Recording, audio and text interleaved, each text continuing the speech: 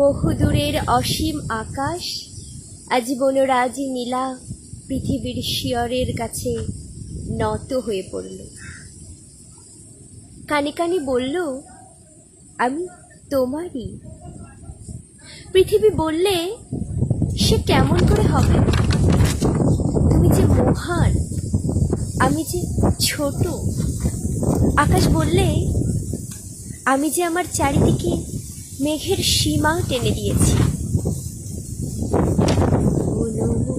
মেঘের সঙ্গে উড়ে চলে দিক দিগন্তের বাণী, নিঃশিব শূন্যে শ্রাবণ বর্ষণ